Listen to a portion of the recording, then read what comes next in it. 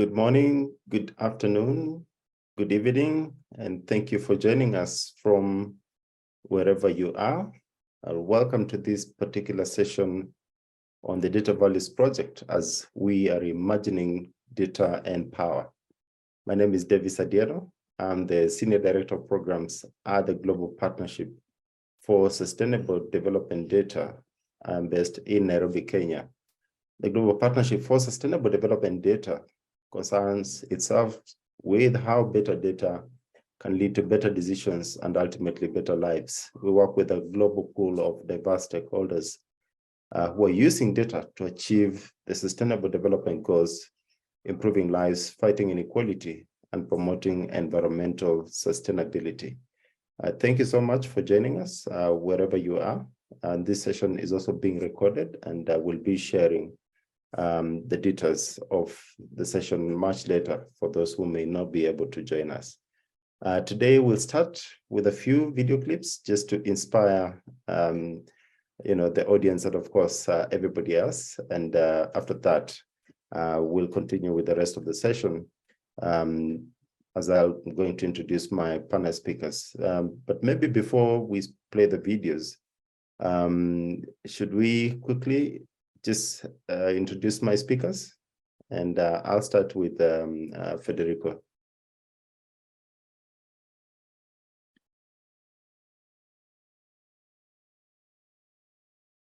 So Federico Segu is the Deputy Director General of INE in Uruguay. We're also joined by Kun Zhang, who's the Principal Consultant at Athena Infobics, who's also in Nairobi at the moment. Rasmus Sero is the Deputy Data Commissioner, Office of the Data Protection Commissioner in Kenya. Benetta Beneruso is the Data Values Project advocate.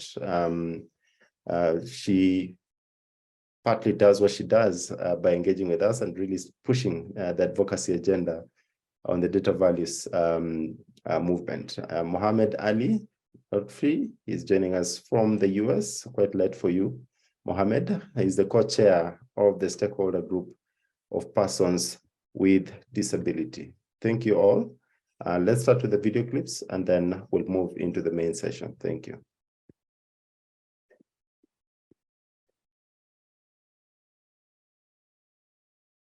Facts every day, but I just want to say that there are facts every day, but for those facts to actually be backed up, there is need for data. As the queer community, as we are going through all these challenges, we need to tell our stories and own our stories, put faces to those stories so that people out there can listen and do something in their positions of power to make a change within our communities.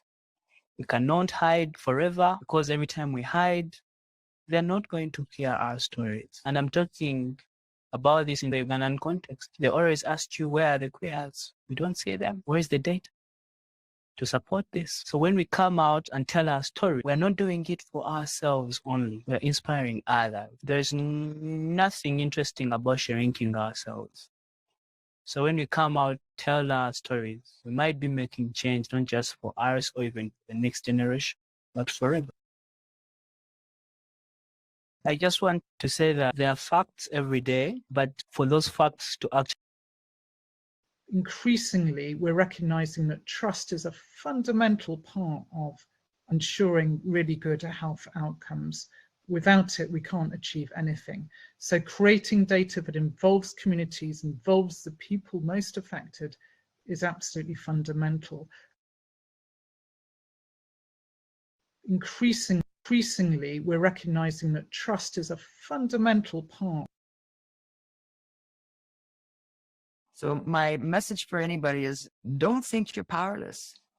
It's people who change policy. And those people who set the policy are no smarter than you are. So sometimes they don't know what they don't know. And they don't know how it affects even them. And when they learn how it could potentially affect them, they become very interested. And so don't feel powerless. Know that you are the one with the power in this relationship with the other governments, or with governments in general. You're the one who elects them.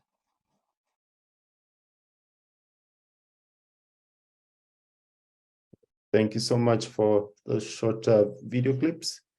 We are going to stream a short poll. I don't know if we have sufficient numbers to contribute to the Slido, but join us slido.com, hashtag 4035025. And the question we are asking is, what comes to your mind when you speak about inclusion in data and giving people the possibility to tell their stories? That is the Slido question. We'll see how many responses come in, and if there are not that many, then we are going to move straight into the panel discussion. But for now, let's see if any of the participants joining us online are going to respond to that particular question.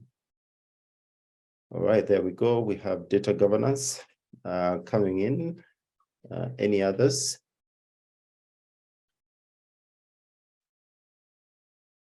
Participation is the other one. Language barrier, accessibility is also featuring. Equity, representation. So far, representation is standing out, leaving no one behind.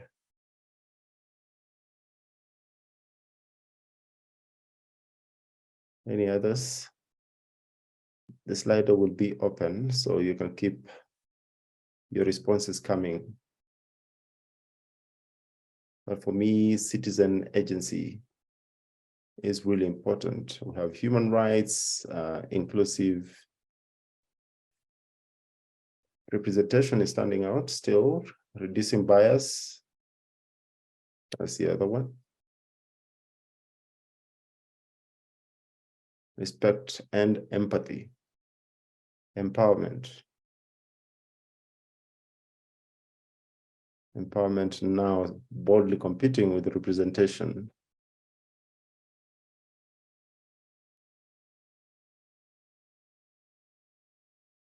That's excellent. Giving a voice is the other one.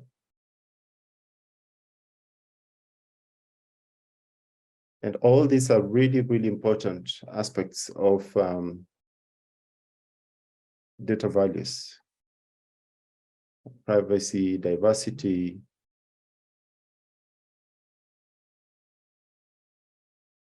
And you'll notice that each of these come from a particular constituency or specific constituencies. Thank you so much for that particular response. I'm hoping that the Slido has tickled your mind as we move into the panel discussion. And we are going to start with Federico. You're joining us from Uruguay. Federico works for INE, the National Statistics of Uruguay. We know that NSOs, or National Statistical Offices, are at the forefront of discussions around the data values agenda, and they're subject to increasingly high expectations, both in terms of quality of the data they produce and inclusiveness, but also transparency of the process itself. My question to you, Federico, and thanks for joining us very late to your time. How is INE Uruguay adapting to meet increasing societal demands for better and more inclusive data? And of course, you can talk about what strategies and approaches you're deploying to embed data values in how you operate and how you steward data. Welcome. Thank you, Davis. Thank you for the invitation to be part of this panel. It's my pleasure. Yes, I think the societal demands are, for instance, more viable for analysis, especially to have a differential and intersectional approach in research that allows visibility of life situations, particularities, gaps and inequalities between different population groups. Also more disaggregated data in small areas. But the aggregated data or total results are not enough to reflect the living conditions of a population that is not homogeneous. In this sense, the international frameworks on the differential approach, like the so-called Montevideo Consensus on Population and Development, highlights that the elaboration of public statistics carried out by the different government agencies must follow the inclusive approach and the extension of rights proposed by public policy, that the generation of information on ethnicity, disabilities, gender identity, inequalities, and social gaps, aging, and other topics constitute a basic input for the elaboration of public policies and is of vital importance in order to monitor the objectives set out in the national and regional agendas.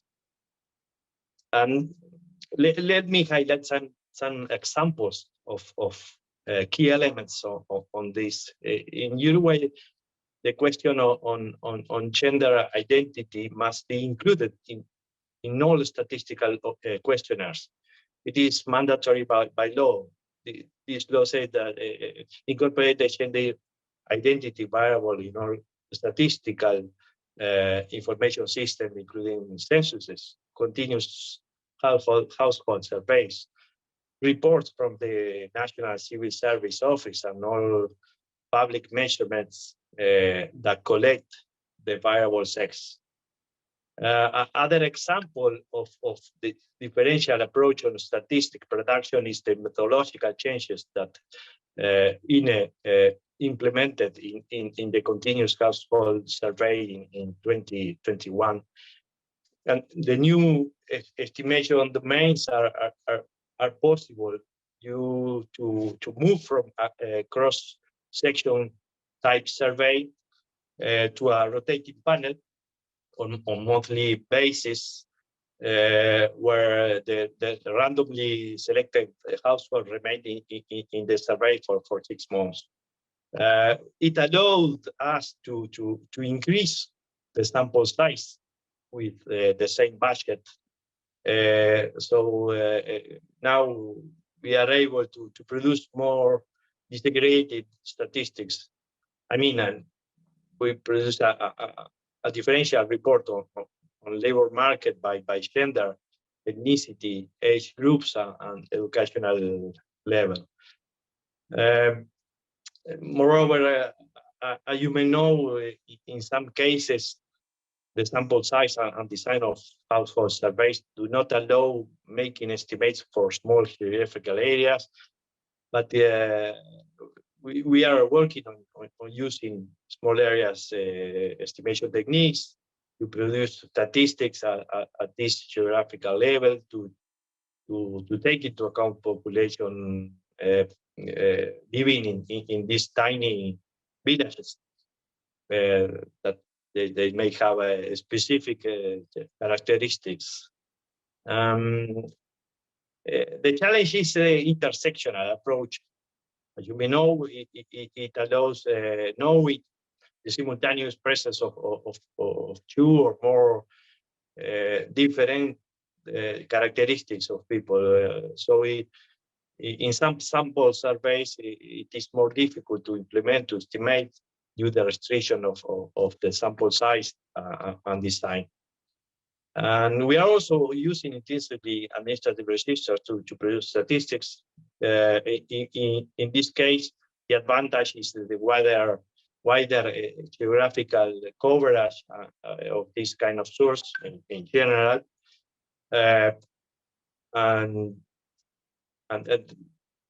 Yes, in several cases, the problem is the quality or precision of the variable address residents, and especially in countries where addresses are not so standardized. In some cases, there are dwellings without a number or ID in the front door, So it does not allow producing disaggregated data at neighborhood level or municipality, for instance. So in this case, we are working in a project with the National Authority for Geospatial Data and Infrastructure called Another for All. In the project, we are trying to use the open location codes that are universal grid, and it provides a short code to easily identify and locate a dwelling. So in this way, then we improve the quality of administrative data and allows the INE to produce statistics more disaggregated, more disaggregated the geographical level. Okay. But the challenge is to get a balance between disaggregated data and confidentiality. For instance, you are producing statistics by age group, gender, and geographical location, and imagine that all people that belongs to the group of, for instance, female from 25 to 29 years old that live in a small village, all of them have reported that they have this, the same disease or religion or any other sensitive data. And they suppose that someone of that village finds or knows a female of 25 to 29 years old in that small village, he or she could know that she has a specific disease or religion. So the NSO must run statistical disclosure control to avoid disseminate confidential data. And to answer the last part of your question, we promote the culture of transparency, data sharing, and reuse among the national statistical system. INE has a long history of disseminating open microdata, anonymized microdata, I mean, for free. We also created a microdata laboratory to provide secure environment for researchers to make their analysis. And also INE has adopted a new role as data steward of the national statistical system. And we implemented a system of integrated statistical registers, and then periodically we receive administrative registers from different sources, and we clean and link data, and we reuse and then we update our data warehouse. And in this process, we have to harmonize concepts and variables, and I think these elements are part of the data steward role, you know, and as a coordinator of the national statistical system and data steward, INE establishes standards, codebooks, common concepts, and we also work with our data providers to improve the quality and frequency of data. Thank you. That's excellent, Federico, and you really touch on very important aspects. But I like the term that you're using, you know, cultural transparency, and embedding that into practice. I think is a really important aspect of this particular conversation. And then, you know, the tricky balance between the pressure to be more disaggregated, you know, in order to make sure that, you know, we are capturing all the indicators and matrices are effective in including people, but at the same time, that presents a challenge on confidentiality. I'll come back to you, but for now, let's hear from Ross. I know that being a Kenyan, the Office of the Data Protection Commissioner is doing an amazing job in trying to juggle all these different aspects. being fairly new, but the role and responsibility that you have on your shoulders is quite significant. Ross, data holds enormous potential to benefit people, as we know, yet barriers are entrenched, and inequalities continue to hinder data's potential to improve lives. Why do you think this is the case, and what inequalities have you seen more broadly in Kenya and across the region?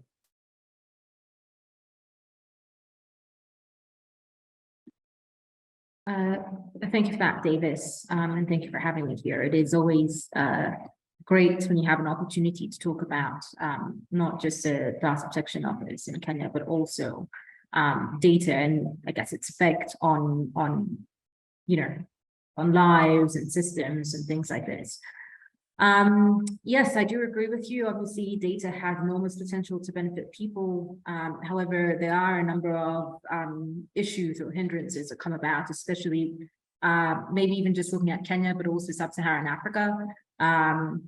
We're very diverse, and I'm glad that Federico spoke about cultural transparency. I think one of the issues when it comes to data collection, specifically in the African context or the sub-Saharan African context, is a difference in culture. So for example, if I'm in Nairobi, the culture will be vastly different from me going to, say, the northern frontiers of Kenya, because I, as a woman, might be able to speak to, everyone in Nairobi, but how I approach people in the northern parts of Kenya would be completely different. The sorts of gender sensitivities as well would have to be different, which means that there is potential for me to not gain or collect as much information as I probably would want to, because I don't understand those cultural nuances that attach when it comes to collection of information.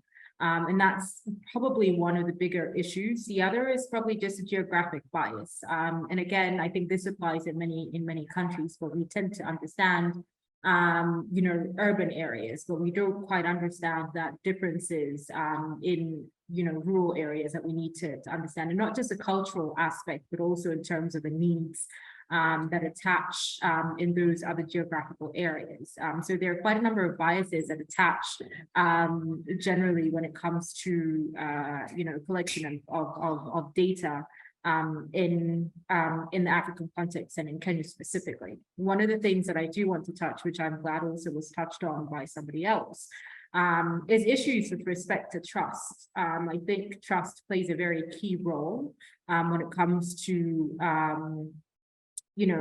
getting the right sort of data or collecting the right sort of data for the purpose that it's required. A lot of this information is collected from human beings, people who have, it's not just cultural background, but people who have, perhaps even a history of having information about them being relayed in ways that they don't actually feel comfortable.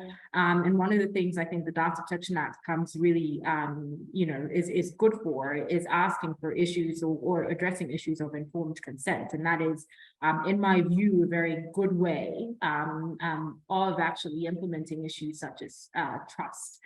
If I understand why you're collecting my information, then I'm better placed to actually provide the information that you need. I'm not giving you everything so that you're not processing information, vast information that might not necessarily be of use to you.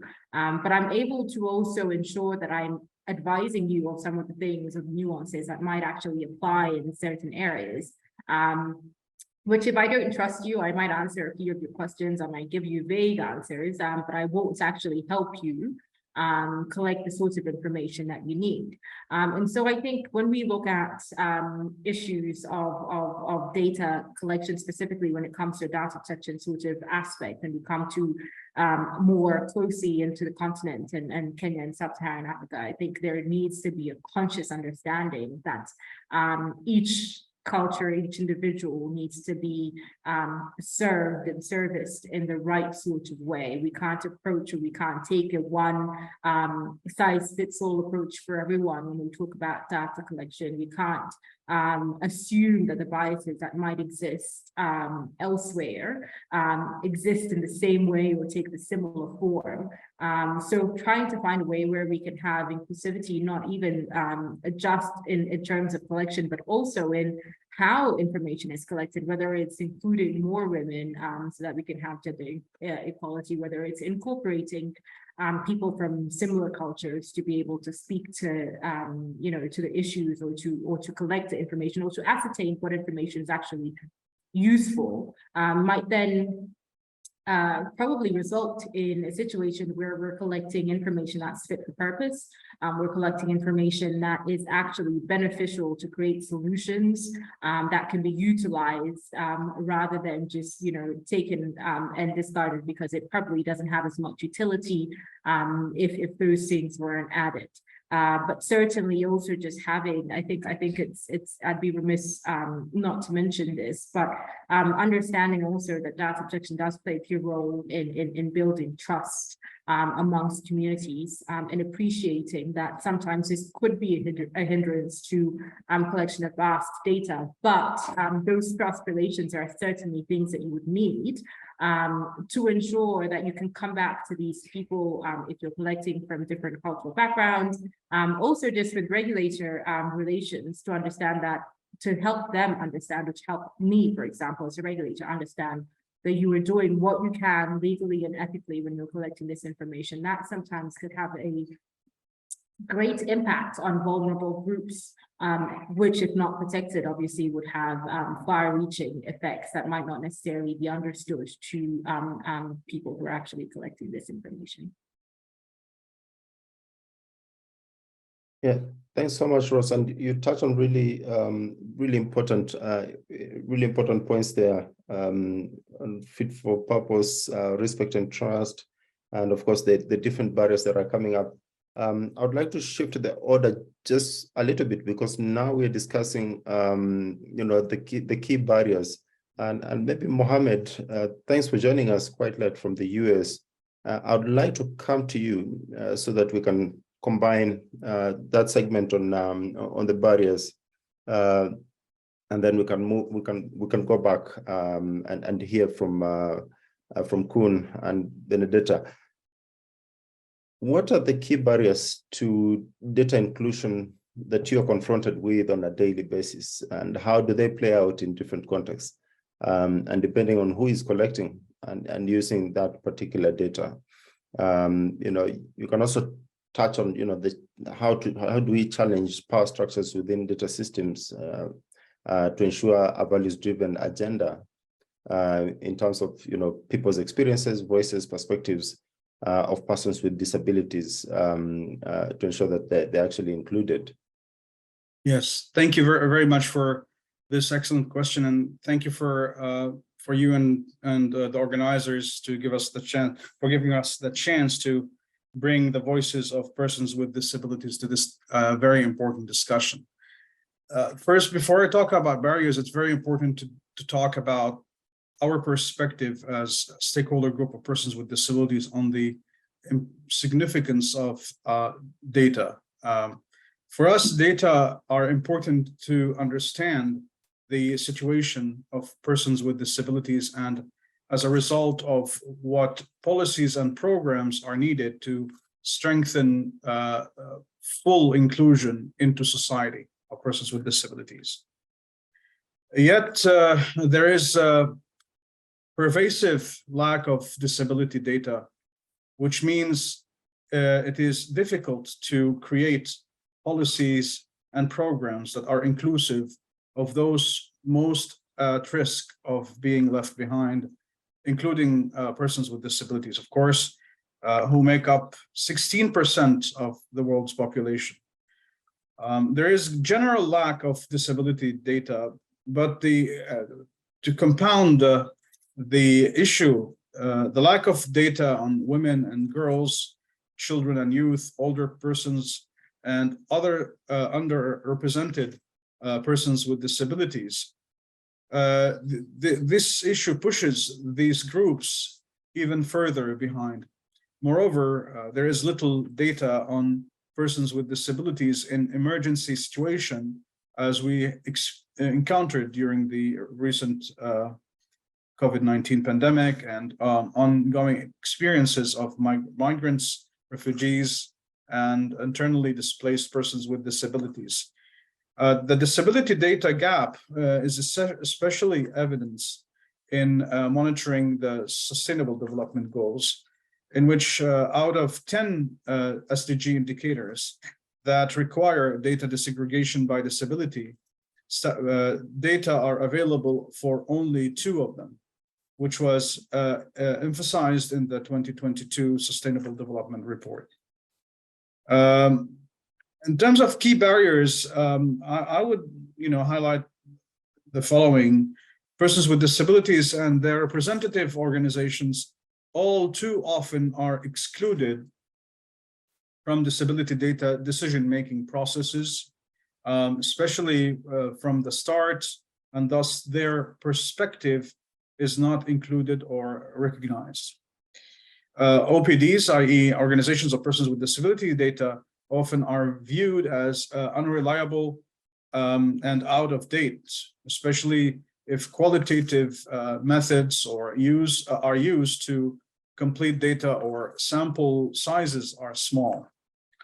Accessibility is another issue in collecting and accessing data. First, accessibility measures such as sign language interpreters are rarely provided in consultations with organizations of persons with disabilities.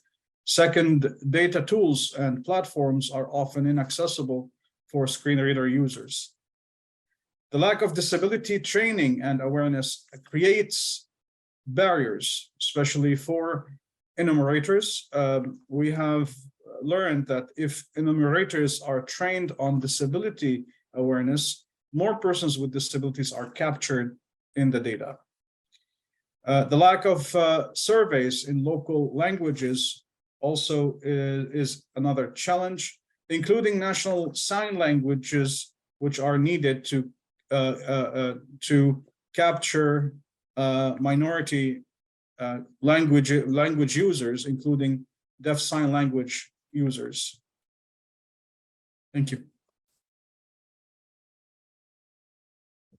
Mohammed, thank you for that intervention. And you touch on really foundational aspects that more often we get caught up talking about data, and we forget that something as simple as training an enumerator, on aspects of inclusions or specific aspects of disability empowers them to collect better data.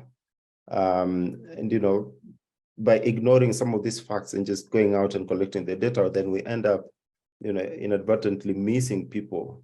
And of course, accessibility continues to be quite a big challenge of platforms, tools, as you're pointing out. I'll still come back to you, but let's go back and hear from Kun. In your work within the water sector, as we zoom into a particular thematic area, what are some of the key challenges in terms of data inclusivity, accountability, and fair use, and how can we address them?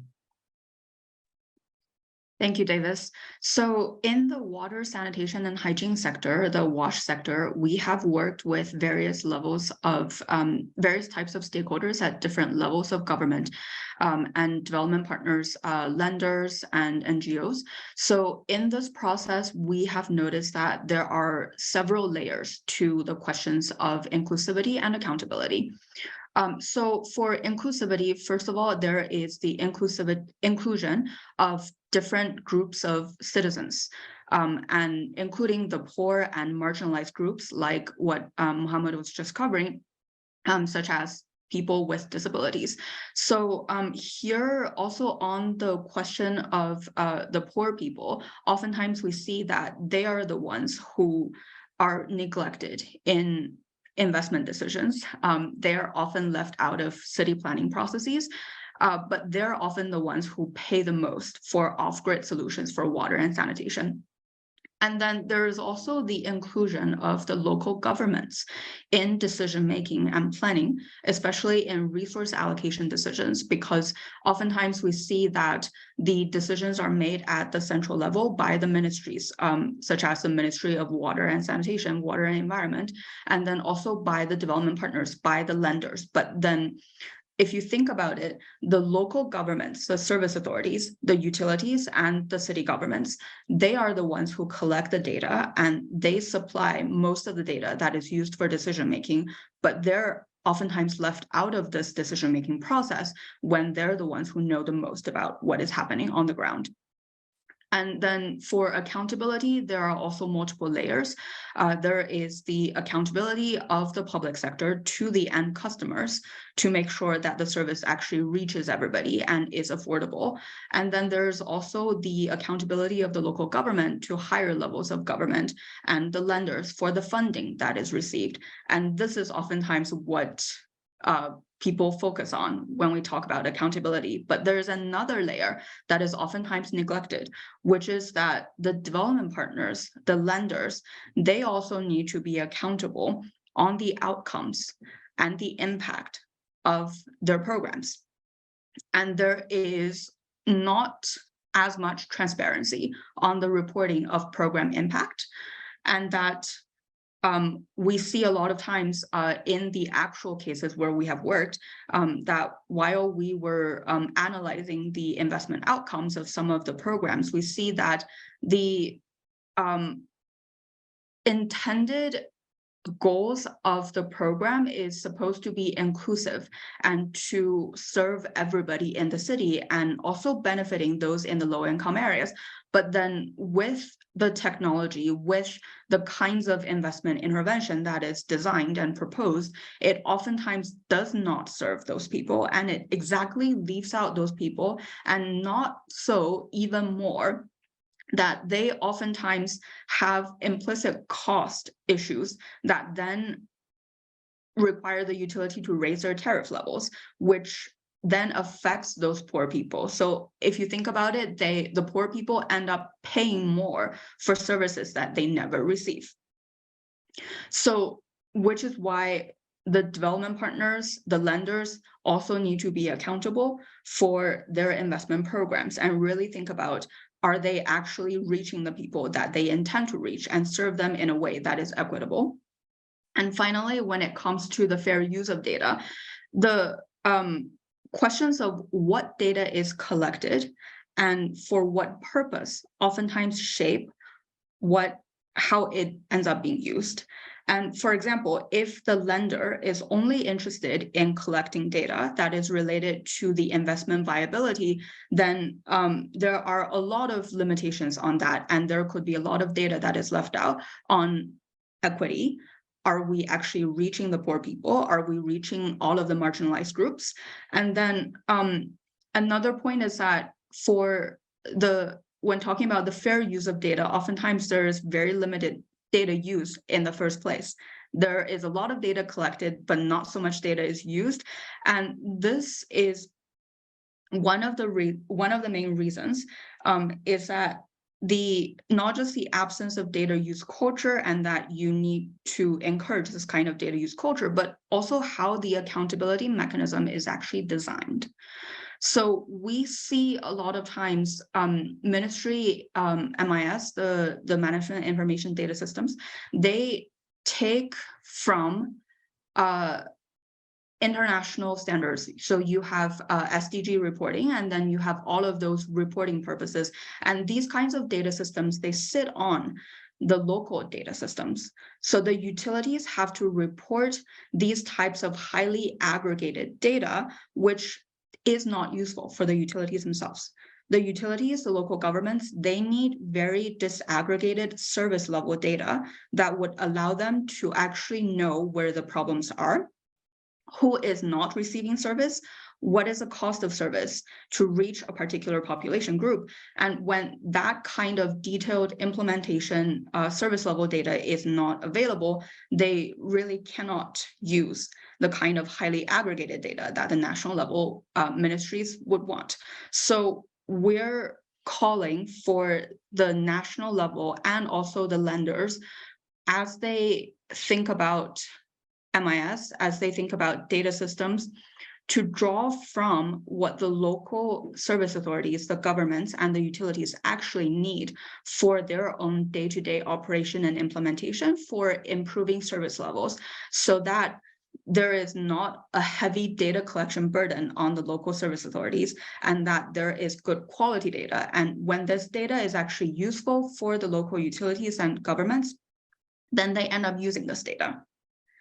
And that this data can then also be aggregated in ways that would allow the national authorities to report to SDG goals. So I will pause here for now, and we can also share more examples if there's interest in these kinds of topics. Thank you. Absolutely.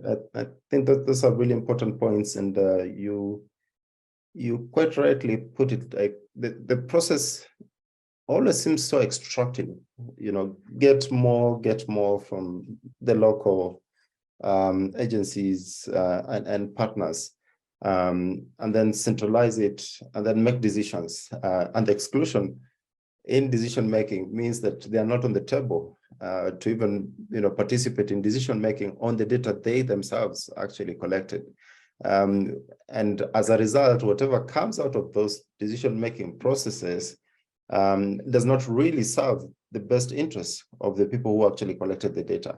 And I think, we see that, like you're rightly putting it, it ends up depriving the people who deserve the services, what they actually need, and exerts an extra burden, especially on the poor, who end up, like we know in the water sector, for example, in Kenya, people have to purchase water that ideally should be supplied by the county government. So those are really very practical issues of exclusion that data can very easily address. But often, the power imbalance, the vested interest, like you're saying, and of course, the skewed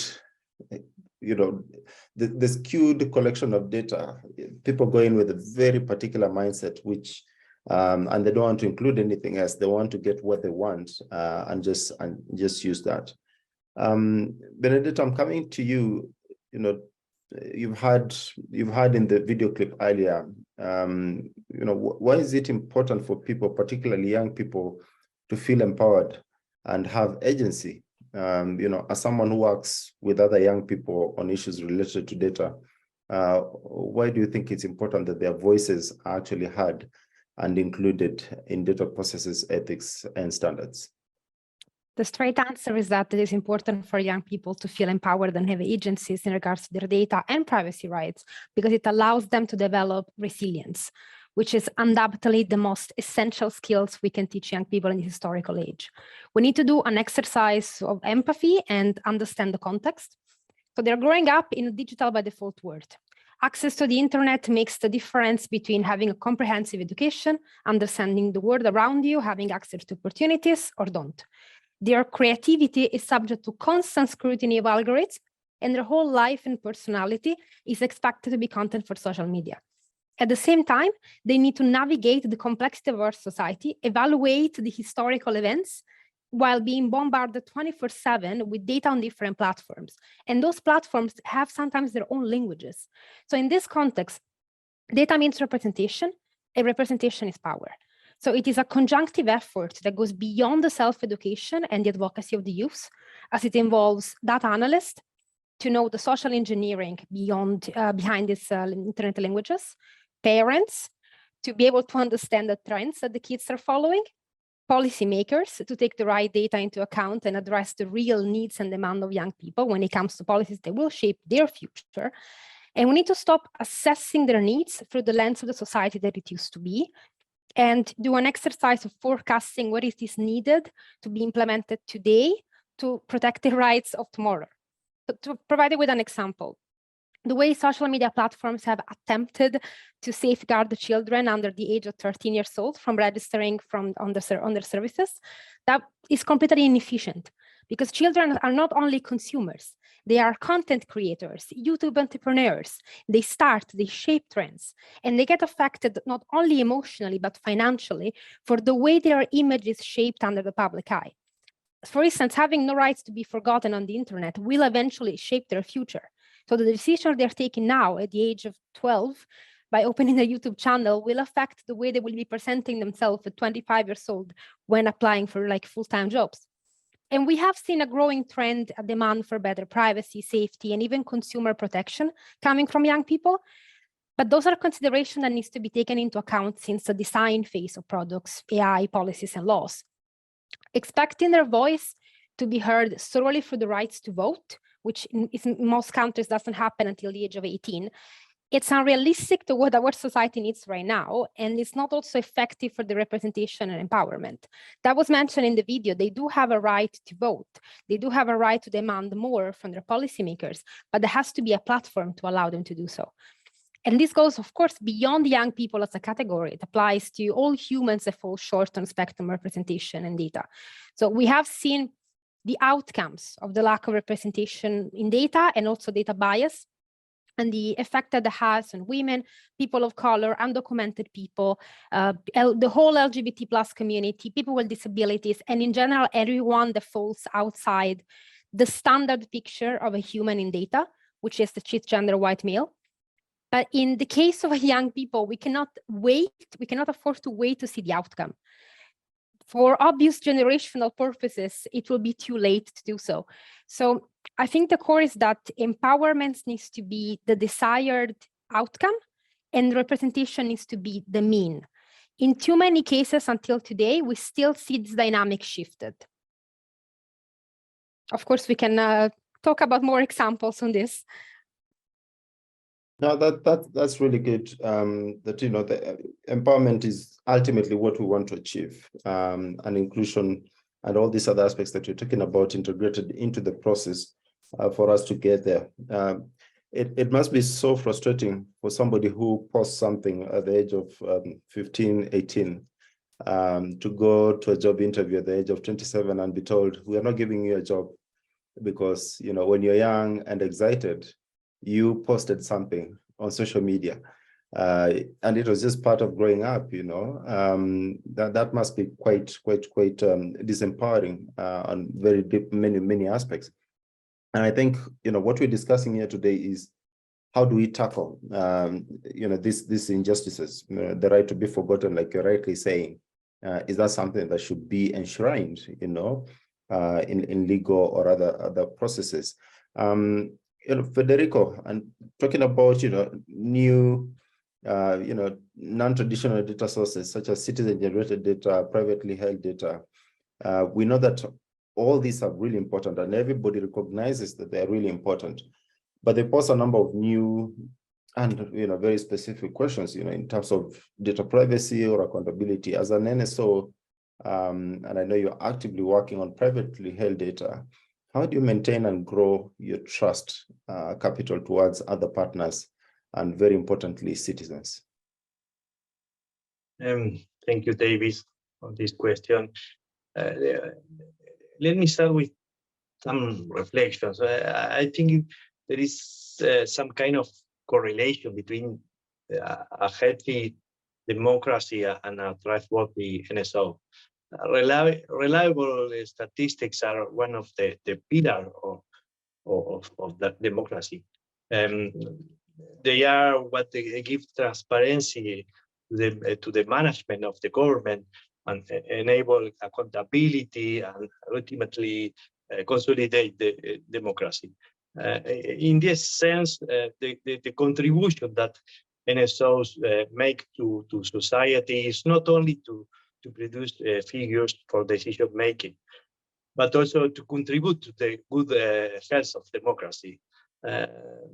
Building trust in the NSO, like building democracy, cannot be done overnight, but it can be destroyed in an instant. This trust is not only about preserving the confidentiality of the information, which is generally very incorporated and is fulfilled by the NSOs, which is something basic, but also is about technical independence and not interference of by the political system and other stakeholders. Also transparency, accountability, methodological soundness. In short, implement the UN code of practice of official statistics.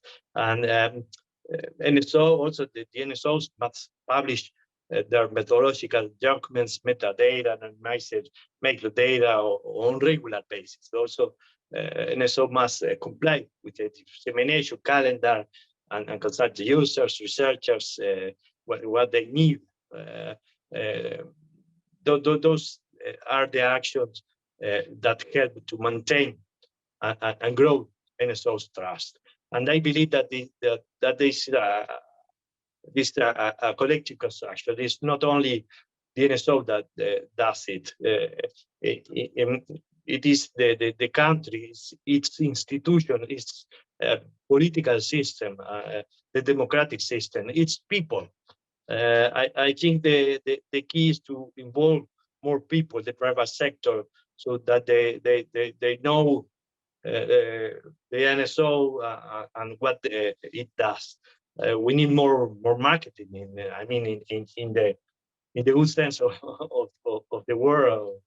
But we have to go to business association and tell what the NSO is doing, give talks and workshops, and without asking for anything in return, without asking for data, simply to publicize what we do to get closer to users who are also our data providers. That's are my thoughts. Thank you.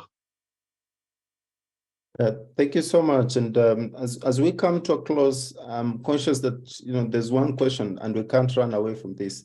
What are the potential implications of AI and deep learning for the privacy and utility of data?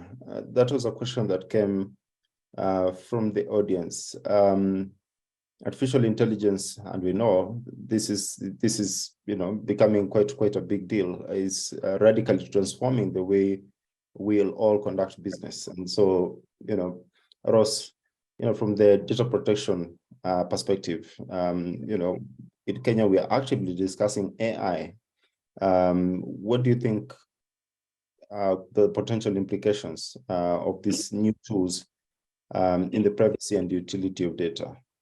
Absolutely. So I guess this is quite multifaceted, because there's other aspects of well, AI is something that is with us to stay. I think it's something that should be embraced. Generally, it is something that could definitely improve our outcomes, better our lives and things like this, make things or work a lot easier. However, there are obvious privacy concerns that need to be considered. And when I talk about even as we conceptualize what AI benefits are and their implications, I think it's best to understand that this isn't only an issue for privacy. I think there's also aspects of ethical use of AI and things like this. But from a privacy concern, AI does collect a lot of information. One of the things that we've seen playing out even with the, I guess, the use of AI currently, when you look at ChatGPT and things like this, the fact that there, in most cases, a lack of transparency. So a lack of understanding of what information is actually collected, a lack of understanding of how much information is collected. And it does require a lot of information for you to get the outcomes that you desire. One of the things as well that is actually a very huge private concern, a privacy concern, is also the issues that come with the biases of AI. Understanding, obviously, that artificial intelligence has to come from machine learning, and machine learning takes on the human biases of the people that feed that information. So the human intelligence aspect as well, which could have far-reaching implications and significant legal effects, which is something that the data protection, especially in Kenya, GDPR looks at when it talks about automated processing, which usually the adoption of AI into systems. So that's two things. The first one, as I've mentioned, is issues of collection of data and transparency. The second issue is obviously the effects that it might have because of the biases. From a data protection perspective, I think these could possibly be made by having a consciousness in building of AI systems, understanding that the human aspect in terms of collection is necessary, and so there is a need for you to explain what exactly is being collected, how it's going to be used, and things like this, so that people don't feel like they're being ambushed. Say, for example, if I go to ChatGPT and I put in information, and the collection of that information is then used for something else, it doesn't come off as me having not received full disclosure or transparency on the document. So there is a legal obligation for AI solutions to actually incorporate that. A second is obviously try to ensure that in terms of, and this plays back to the conversation that we're having on data sets, and obviously the biases that might be included in collection of information, trying to see how best we can actually reduce those biases by understanding the different players in the system, whether it's persons with disabilities or people from marginalized communities and things like this, understanding what sorts of biases can actually play and the implications of AI on that. I think also in terms of the data quality that fits in, that could also have a potentially big implication on the utility of AI, but also on privacy concerns for individuals.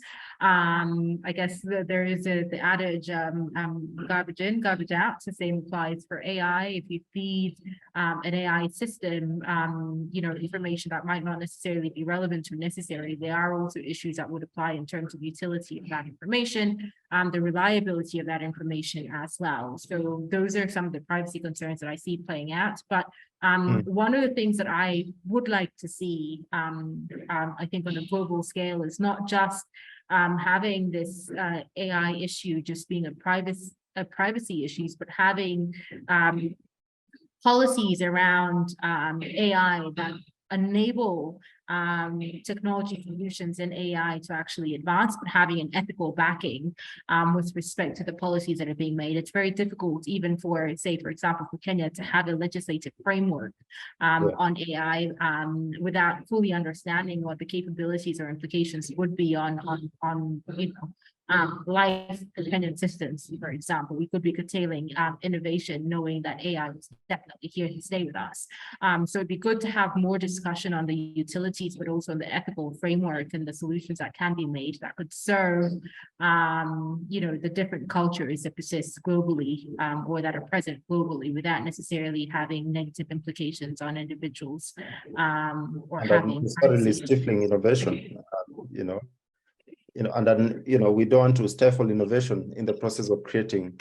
Absolutely. I think, it seems like we'll need to have another webinar on AI specifically, to cover the subject comprehensively, because it has significant implications in what we're talking about here today on data values.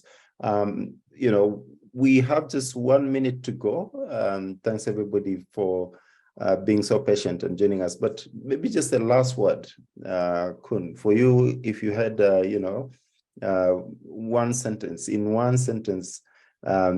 just that last punching remark, you can go now, and then we'll have Benedetta, and then close with Mohammed, who can finally go and get some sleep. Wonderful. I think when it comes to data, let's put a human aspect to it. And that's all I can say, really. Understand that human beings are being affected by the information that is being collected, but also what is being produced out of that information. So let's focus on the individual to really understand why they need this information and what good can come out of it, and the impacts on those individuals as well. Excellent. Kun? I just want to highlight that we need to bring the local service authorities of water and sanitation services to the table and make sure that the data systems work for them as well. And it's data that they actually need for improving service levels to reach everybody in the city. And I think that applies across all sectors, because what you've highlighted really much is replicated in many other sectors. Benedetta? I think the main point is that we need to have young people involved in shaping data policies, collaborating in the design, collaborating to the analysis, in the planning, implementation, evaluation, and holding institutions accountable. We'll need to have another conversation on the young people. They're pretty much driving the AI movement. And I think a combination of those two will probably give us 2 or 3 hours of content. But yeah, we'll definitely do that at some point. Mohammed? Audio no. Well, first of all, it's very important that organizations of persons with disabilities, in this case, I'm here also talking about organizations representing all marginalized groups. This is a recommendation that can be applied on all marginalized groups. They must be included in data decision-making processes. Accessibility is a key, whether for data collection or data accessibility, for taking into consideration needs of all types of disabilities. And a very important thing, we need to trust grassroots groups. Citizen-generated data is very important, but we need to enhance that, and we need also to promote disability awareness. Thank you. Excellent. Federico, you talked about reliable statistics being the key pillar of democracy, and I think reliable data is and will continue to be a key pillar of democracy. So thank you so much for your wonderful contributions. We'll definitely keep the conversation going. We are just 2 minutes over, but thanks everybody who joined us live in China. Enjoy the rest of your sessions. And for everybody else who joined us online, we'll also make the recording available for those who are not able to join us. Thank you so much from us, and get in touch with us on dataverse@dataforsdgs.org for more, or to get in touch with any of the speakers who've joined us today. Thank you, and bye-bye for now.